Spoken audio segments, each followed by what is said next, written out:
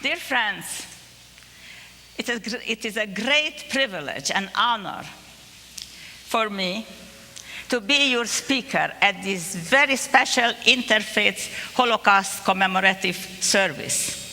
I feel very fortunate to have the opportunity to share with you my life story, my experiences in the German concentration camps during World War II, some of my poetry, and to read to you a few excerpts from each of my recently published books by the First World Library in Austin, Texas. Two of my books, Survival, and the second enlarged edition of my book, Walls of the Shadows, are autobiographical. But the third one, Devotional Poetry, is a book of prayers with illustrations done by my daughter, Monica Wolfson. But before everything, first of all, I would like to express my sincere gratitude to pastors, great aunts, and to all the members of the East Side Christian Church. My special thanks to my dear friends, Ronnie and Cindy Jordan, Jerry and Nancy Sands, and Gary and Denise Cantor. I also extend my deep appreciation to Doug and Bonnie Friedman, and to the entire Ben David family, to Rick and Collie Fisher, to Dave Benedict, and volunteers from the East Side Christian Church, and to all the volunteers of the Ben David Messianic Congregation. As a survivor of the Holocaust, one of my very important missions in life is to keep alive the memory of the 6 million Jewish people who were killed in the various German concentration camps during World War II. Many of my family members were among the victims, including my beloved mother. My mother survived. She passed away 12 years ago at age 93. I feel fortunate that I had my mother with me for so many years. I am a survivor of 3 death camps: Auschwitz, Bremen, and Bergen-Belsen. At age 18, I was thrown into an environment where love and compassion were dead, where hatred and cruelty ruled instead, where I encountered the danger and the probability of being killed one way or another on a daily basis, where death was marching wildly through our camps, striking the young and the old, beheading life on its cold scaffold, where I was an eyewitness to the horrible crimes committed daily on us prisoners. What kept me alive under these terrible circumstances was my faith in God, my love for life, and my family. I'm very grateful to the Almighty that my life was spared, and I returned from the camps so that I can talk about the unjust suffering and deaths of all of those who perished there. The Holocaust should never be forgotten, and all the victims of persecution who were silenced forever should be honored, respected, and remembered. I was born and raised in Romania, in the city of Cluj, the capital of Transylvania, which was a mountainous territory surrounded by the Carpathian Mountains, the Transylvanian Alps, and the Bihor Mountains. Transylvania changed hands in the course of time. Before World War I, it was a province in the Austro-Hungarian Empire. After the war, in 1920, it was annexed to Romania. Then in 1940, Hitler forced Romania to cede the northern part of Transylvania, including the city of Cluj, to Hungary. And then, on March 27, 1940, Germany occupied it. We experienced Jewish discrimination before the German occupation. The Romanian and the Hungarian governments were strongly drawn to Nazism and fascism, especially in the mid and late 30s, adopting Hitler's anti-Jewish policies. As a result of that, anti-Jewish regulations were introduced, which became more severe in the course of time. But the German occupation brought catastrophic events to us Jewish people. 1 month after the occupation, it was April 1944, all of us of Jewish faith were forced to pin the 6-pointed yellow Star of David on our clothing, symbolizing the dirty Jew. We had to walk on the streets wearing that sign of discrimination so that everyone could see from afar the stamp of our religion. A month later, in May 1944, we were forsaken out from our homes. We had to leave everything behind.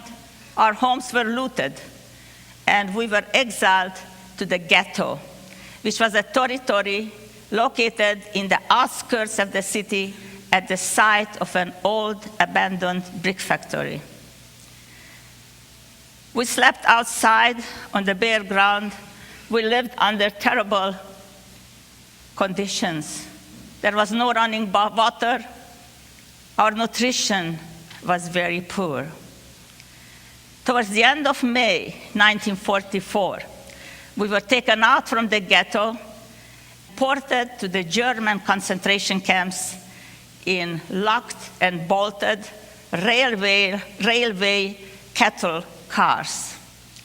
We traveled in them for 3 days and 3 nights under terrible conditions. We had no water, no food, and no bathroom facilities at all were available for us. At the end of our miserable journey, we arrived at Auschwitz-Birkenau, my first camp, the largest and most infamous concentration camp during World War II. It was located in Poland, which was under German occupation at a distance of about 40 miles from the city of Krakow. The camp was surrounded by barbed wire fences charged with high-intensity electrical current. Auschwitz-Birkenau was equipped with 4 killing facilities consisting of gas chambers, crematory ovens. It was hard to believe in the 20th century to have a killing facility like this, a place where every day murder is committed. Shortly after our arrival, we faced the selection team of the SS officers. And we were standing at the selection platform, waiting for the other deportees to descend from the cattle wagons. My father and my uncle were at my side. My uncle was a Romanian fencing champion, and he started to teach sport when I was barely 5 years old, inspiring me to become a competitive fencer at age 12. fencing with boy opponents and winning gold cups. The boys were laughing when I came out, and they thought, we have a sacrifice here, we're going to give it to her. See, but my uncle trained me so well. I was his niece. I had to excel. I had to work hard. And I had to tell you something. At that age, I became a passionate fencer. I was fierce. There was a fighting spirit in me which helped me in the camps, for sure. He was very proud of me, have children of his own, and I became like his little girl. I had great love and respect for him and my father.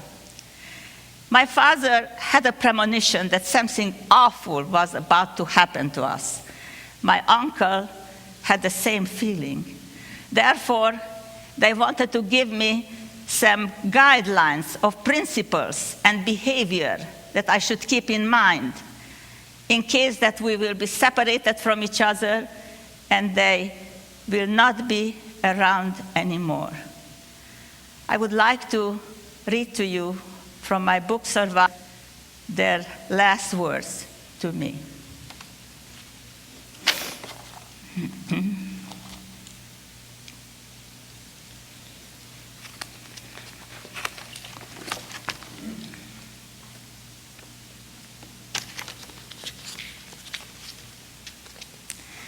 My father said to me, my child, my dear daughter, remember to follow the paths of love, forgiveness, and tolerance, no matter what happens. Let the candle of hope burn in your heart at all times. Take care of your mother, look at her, find her, and cherish her. I hope that she will survive. Hang on to the 3 strong pillars of life: faith, hope, and love. Follow the broad, countless streets of knowledge, and beware of the dark, narrow alleys of ignorance. Don't forget me in case something tragic should happen to me, and I will never be able to come back to you. My uncle also gave me advice before we were separated. He said, remember what I always told you. Pain increases our endurance. We have to tolerate pain in order to survive and to maintain our emotional strength and not fall apart under any adverse situations which we may encounter. He also reminded me to maintain my physical fitness even if he was not around anymore. I told them, I promise that as long as I live, I will always remember you both and respect your wishes. I have lived my life committed to living up to that promise. I did live up to the promise I made to my uncle, because I was for 27 years a marathon runner, and I was a skier, and my husband, who is sitting in the back, he is, I think he feels the same way about physical exercise like my uncle. So if I wanted to make it easier, he didn't let me do that. Soon after that, the selection started. The SS officers ordered us to form 2 columns. Men on one side, women on the other side. At that point, I was separated from my father and uncle. I never saw them again. Both perished in the concentration camp of Dachau. The selections were shocking and agonizing. We had to face, our 2 columns were facing the SS officer selection team, headed by Dr. Joseph Mengele, chief selector and the notorious Nazi criminal. Remember Dr. Joseph Mengele, standing in the midst of them, holding in his hand a stick and directing with it some people to the left and others to the right. Later on, we found out that left meant death and right meant life. All the people who were not considered useful, like children up to age 14, old people, sick people, pregnant women, invalids, and the mentally disturbed, were gassed and cremated in the killing facilities shortly after their arrival. As we figured out later, those of us who were pointed to the right were good enough to be assigned to the gruesome task of dragging the corpses of the innocent victims, digging death pits where the bodies were thrown in like garbage, and then incinerated. Some among us were selected to be used in horrible criminal medical experiments conducted in the laboratories of Dr. Joseph Mengele. We were kept on a starvation diet and exposed to all kindnesses like typhus, scarlet fever, scurvy, dysentery, tuberculosis, which broke out in the camps due to our unsanitary conditions. Getting sick in Auschwitz meant one's death sentence because you were not considered useful anymore.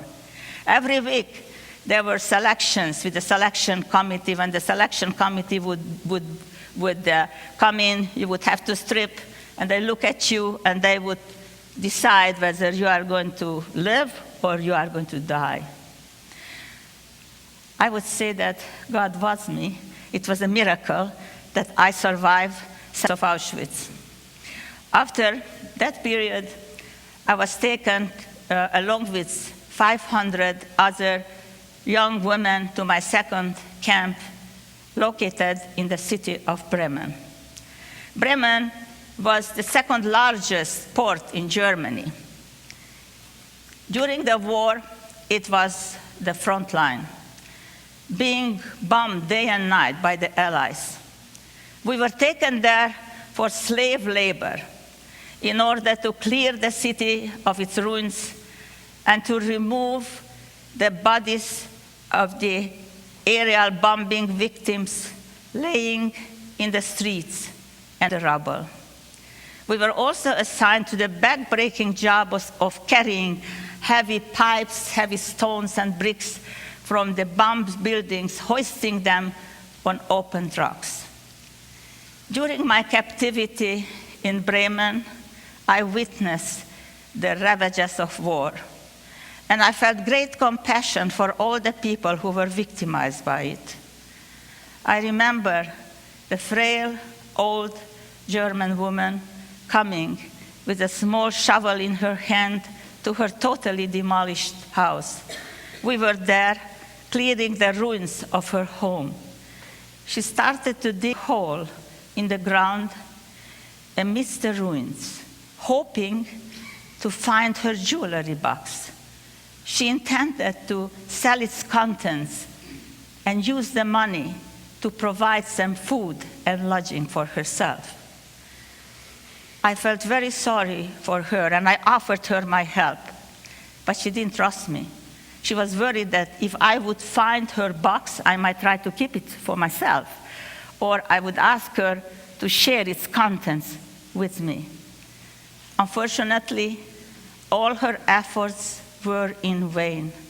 The hole she was digging so painstakingly turned out to be empty. I felt very sad and sorry for her, and I was thinking that she was, like many others, the victim of the cruel, ugly, and bloody war. I prayed to God for peace and brotherhood. Winter caught us in Bremen. We were given wooden Dutch shoes. We didn't receive any winter clothes, neither gloves or socks. We were so happy when we found some rags in the bombed houses under the ruins. Them to wrap around our feet and hands in order to protect to some degree our extremities from frostbites. Serious frostbites led to amputations of fingers and toes.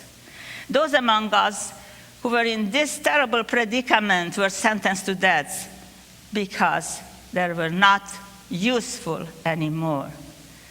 We were kept on a starvation diet. We were constantly suffering of hunger and cold. By the end of winter 1945, we didn't look well anymore. We lost a great deal of work, and the hard labor took a big toll on us. So at that point, we were considered not useful anymore. We were sentenced to death. And we were taken to the extermination camp of Bergen-Belsen. We had to march 30 kilometers without food, without water. Whoever couldn't go on and stopped was mercilessly shot by our accompanying SS guards. Only half of us survived the 3-day-long death march and reached the concentration camp of Bergen-Belsen to meet the epitome of horrors. The campground was littered with unburied corpses in all stages of decay. The barracks were infested with rats, lice, and dead bodies. The prisoners there looked like walking skeletons. When we got there, the barracks were full. We were ordered to sleep outside next to the corpses. The stench was terrible. We were taken there to drag the corpses, dig the mass graves, and throw the bodies into them. Then they discontinued to give us any drinks, starving us to death. By the end of my 3rd week in Bergen-Belsen, I was dying. I looked like a living skeleton myself. And one day, while dragging a corpse, I collapsed by the trunk of an old birch tree. At this point, I would like to read to you a segment from my book, Survival, which describes my state of mind, my thoughts and feelings as I was lying helplessly by the trunk of that old birch tree, waiting for death.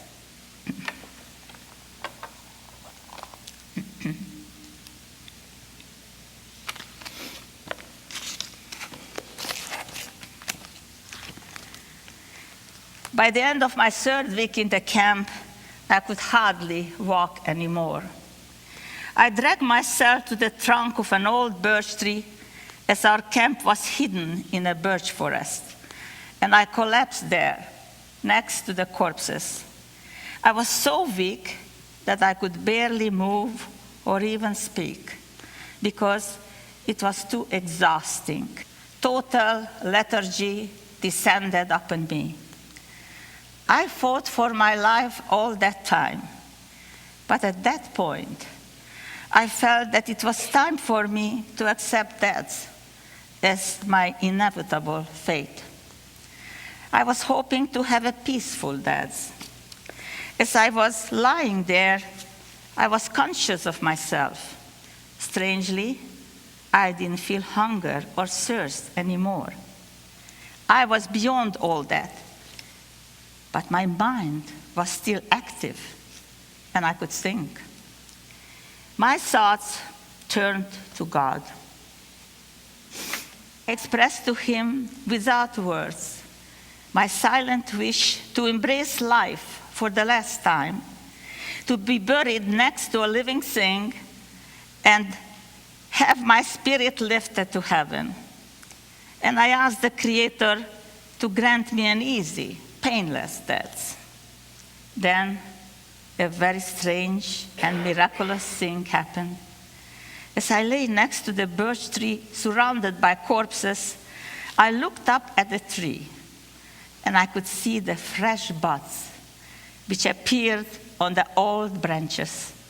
Those buds represented new life to me. I wished that I could embrace that tree, which was the only living entity around me, and I could still hang on to life. Suddenly, I was possessed by a life force, and I was able to crawl close to that tree and embrace the bottom of its wrinkled trunk. I thank God for that privilege. I felt that God had granted my first wish to embrace life for the last time. And I was hoping that the Almighty would fulfill my second wish for an easy death. Maybe I would be buried beside the trunk of that birch tree, and I would become a part of its roots and be transformed into another form of life. I always loved trees, and becoming part of one would not be so bad. Then maybe my spirit would survive and ascend to heaven. I tried to have a positive attitude about that so I could accept it peacefully. But God had other plans for me. It was April 15th, 1945, the day when Bergen-Belsen was liberated by the British troops. And one British soldier found me in a pile of corpses. He lifted me up and carried me away. While he was carrying me, I looked at the bare ground of Bergen-Belsen, littered with the corpses of my fellow prisoners. And I was very sad. I was thinking that many of us were struck and crushed by the unkind hand of fate. And unfortunately, for them, the bells of victory rang too late. But I promised to God that if I survive, I will keep alive the memory of all those victims left behind. Later on in life, I wrote my poem, Requiem, in their memory. I would like to recite it to you before the following slide presentation, consisting of a collection of my personal photos and a series of Holocaust pictures which were compiled by my dear friend. He's sitting right here, Denise. Where is she? Yes, there she is. My dear friend, Denise, who worked so hard to do this work, to do this project. I am very grateful to you, Denise, for that. And I also have to mention another person here, Dave Benedict, who also invested time and effort in the projection of these pictures. Requiem. My eyes shed drops of tears into the pools of years, for those I loved and lost. And like a hunting ghost, my spirit roams around searching for their unknown burial ground. They were the victims of their fates, sentenced to death without a sin, for worshiping the only God they believed in. They died without protest, with no rebellion, together with the rest of 6 million innocent Jews in the Nazi camps of Germany. Oh Lord, please help me to keep alive their memory. They died in vain. I witnessed their agony and pain. I heard their cries. Oh Lord, our God, open for them the gates of paradise. Let their souls rest in peace. Forgive mankind's atrocities.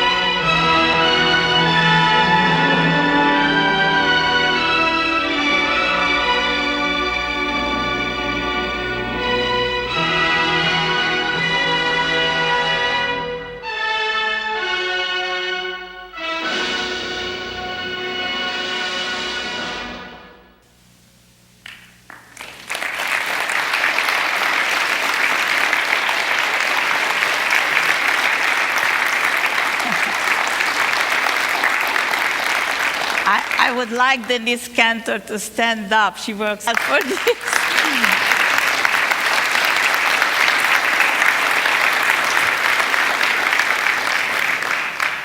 That was a real tribute to in the memory of the Holocaust.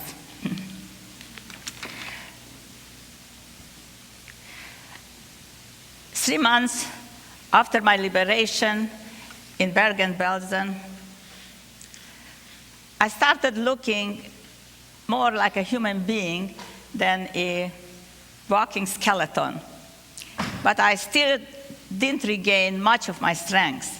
Yet, I volunteered in the typhus hospital. Thousands of people died of typhus after liberation. The disease reached epidemic proportions. I had a strong desire to help my sick fellow prisoners. I took good care of them. I washed them, fed them, comforted them, and carried their bedpans. There were those among them who recovered from the illness, but there were others who were less fortunate, and they did not survive. I was holding the hands of those who were dying, giving them love and peace in their last moments of their lives. After they passed away, I closed their eyes and I said a prayer for them. I knew that God will protect me from contracting the illness. Therefore, I was never afraid. I was one among the few who were not affected by typhus. After working for 3 months in the hospital, I was repatriated along with a small group of survivors. We were helped by the American Jewish Joint Distribution Committee at the Red Cross. I arrived to my native city of Cluj, Romania, and lo and behold, a big miracle happened. I found there my mother's address. I couldn't believe that she's alive. And one of the girls in my transport wanted to come along with me. She wanted to witness my reunion with my mother. So we walked together, and we reached a big apartment house. At this point, I am going to read from my book, Survival, the meeting with my mother, our indescribable joy, and also I will describe to you what it was like my first day at home with my mother.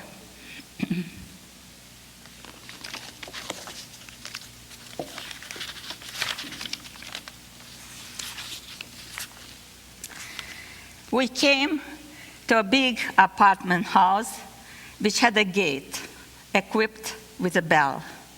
You had to ring the bell so that somebody from inside the building could open it. My knees were shaking from my strong emotions when I touched the bell. I told myself, now you are going to find out the truth. I rang the bell, and the window opened on the second floor. I heard my mother's voice.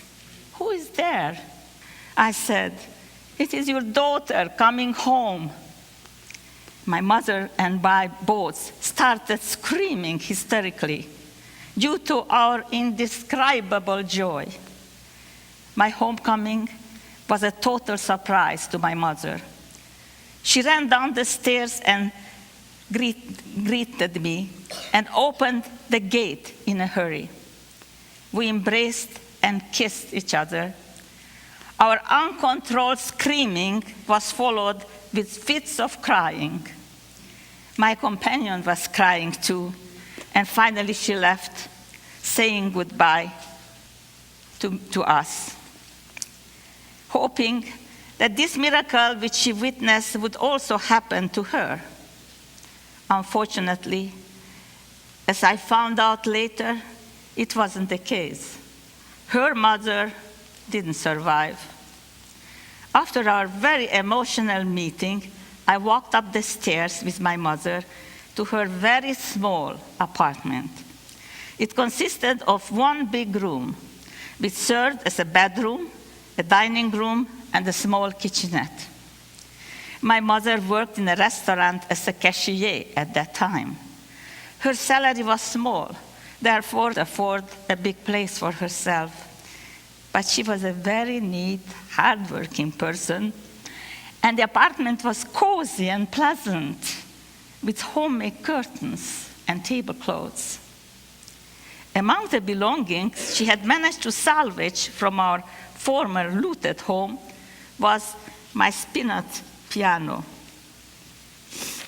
It was amazing that no one had taken the piano from our home. I was so happy to see it because I loved to play the piano. Music was one of my passions. When I entered our small but little home, where I was free and surrounded by the love of my mother, I kneeled down and kissed my piano and some of the old familiar pieces of furniture. My mother looked worried, asking me, "Are you all right? You never did such strange things before." I told her, "Mother, these are my old friends from our former home. I grew up with them. I am so happy to see them again." I looked at my mother. She looked so thin and tired, and her beautiful jet black hair had many strands of white in it. Suffering and not knowing whether we were alive had taken a toll on her. A mother is irreplaceable. I came home in rags, dirty from all that travel. I stripped off my clothing. She prepared warm water for me to wash myself. On a chair, she kept a set of second-hand clothing, which was prepared for me in case I came home.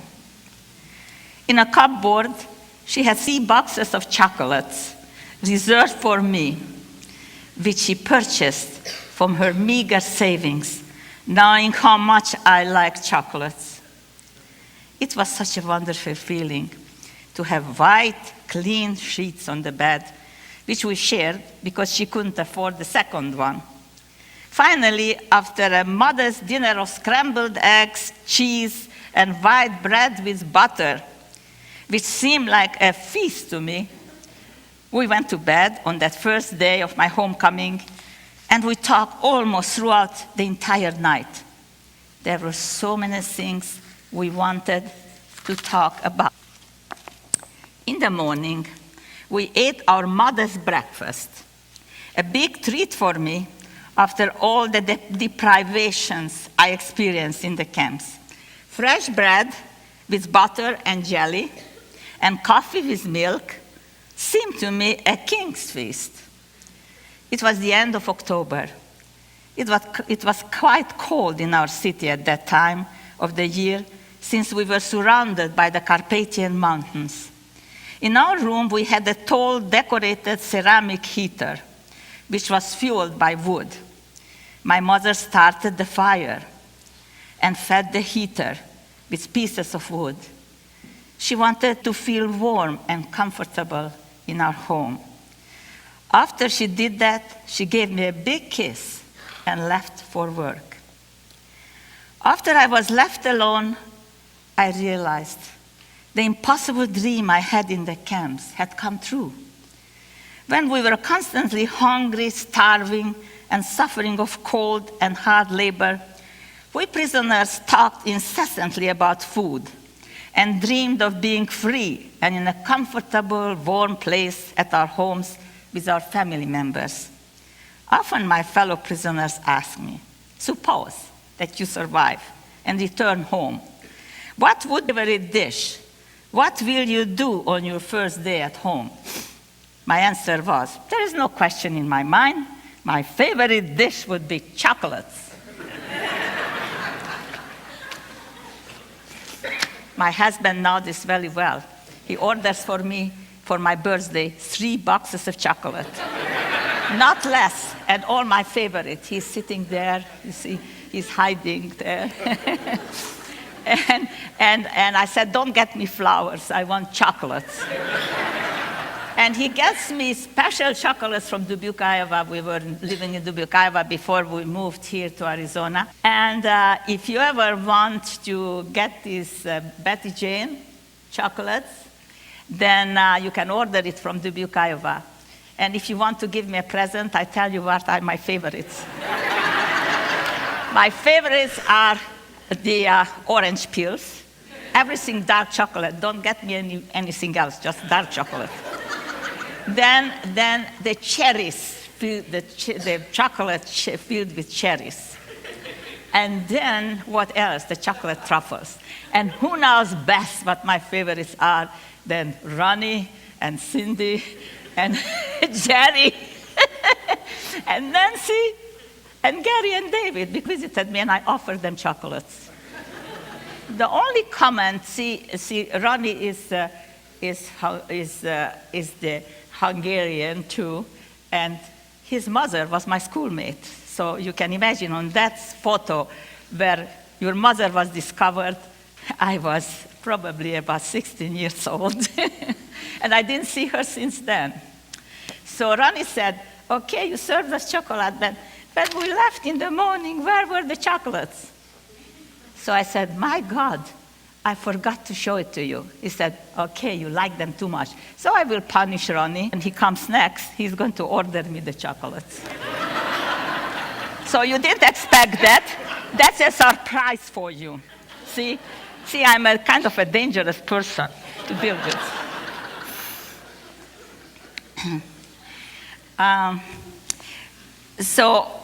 I also visualized numerous times what I would do on my first day at home in Cluj. I would sit by the fireplace, enjoying the warmth, reading a good book, having a box of chocolates at my side, and savoring the delicate sweets from the box, gradually consuming all its contents. My vision had seemed an impossible dream. And yet, there I was, sitting by the fireplace, reading a book, and savoring my chocolates. I felt like such a lucky person, waiting for my mother to come home from work.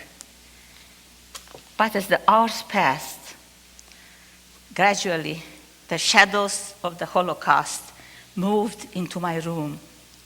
I sensed their presence.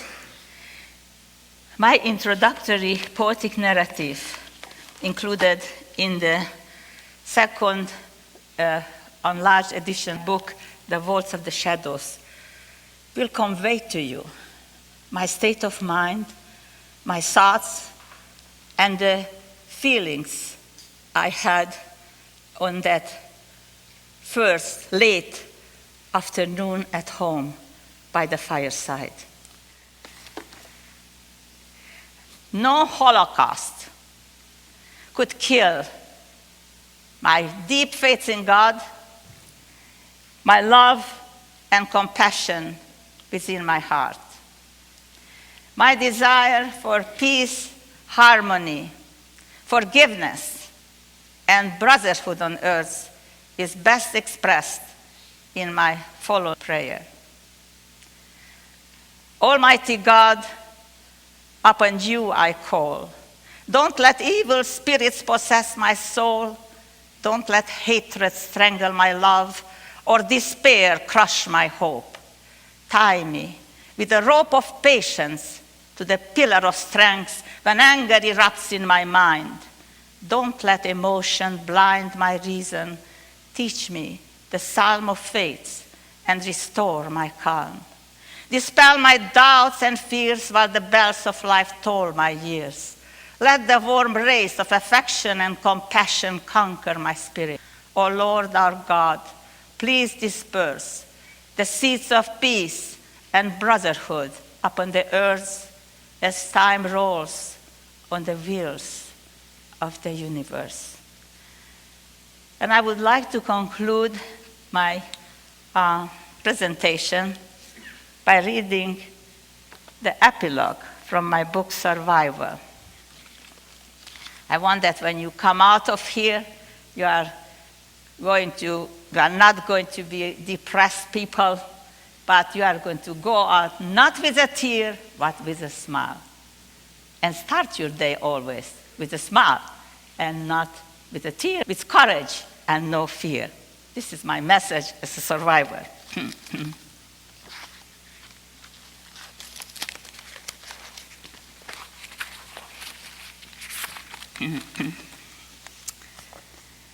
I was an eyewitness to the Holocaust. I am an eyewitness to a new dawn, the rebirth of a new life, my second life, my second chance.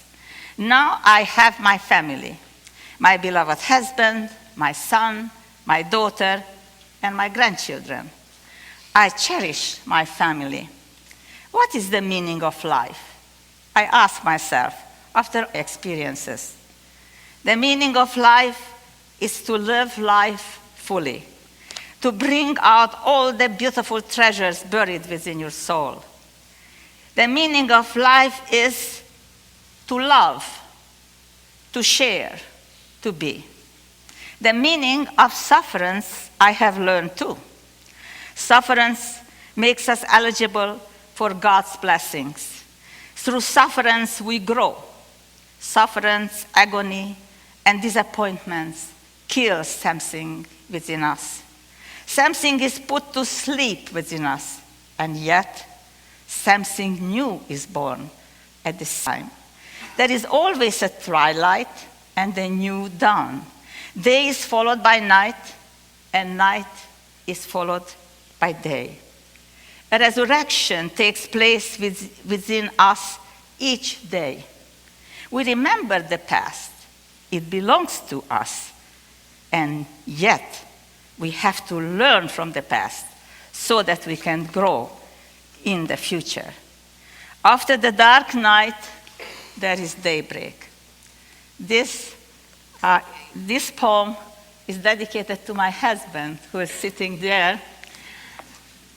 And it says, "Come, my love, the night is gone. Yesterday slipped away on the Milky Way, and the purple dawn put on its sapphire crown, ushering the new day and making way for the rising sun. Let us resume our daily course on life's terrain. Let the returning light illuminate our sight and start a new episode. Let us decipher a part of the hidden code of creation on our temporary earthly station." And I think you have seen the picture, our wedding picture, my husband and me on the big screen. We entered our 60th wedding anniversary, and I would like to do something. Are you ready if I recite to you my love poem that I dedicated for him for our 59th wedding anniversary? And I also wanted to tell you that this summer there is going to be a book of love poems published, and this poem, "If You Truly Love Me," carries the title of my book. If you truly love me. Now the husband is there, this is for you. If you truly love me, don't count the lines on my face etched by the hand of time. Ignore the gray strands in my hair when I pass my prime. If you truly love me, accept the imperfections of my body. Detect in my eyes the flawless, unearthed beauty of my affection and loyalty. If you truly love me, find lasting hues in my passionate heart, committed to you till death will us part. If you truly love me, hold me in esteem and grace. Tell me that I am the most precious to you on this earth's face. If you truly love me, stand by my side through the advancing years and share with me your joy and tears. If you truly love me, be a friend of my soul. Let us pursue together a worthwhile common goal, to love and to cherish each other till for us the bell will toll. Thank you for listening to a Holocaust survivor who ends with a love poem. Thank you. Thank you. Thank you. Thank you.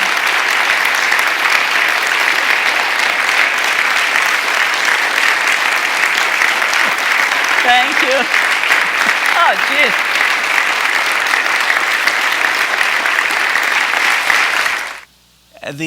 The Holocaust, in the Holocaust we saw the face of evil. It came straight, it came, bared its ugly face to us.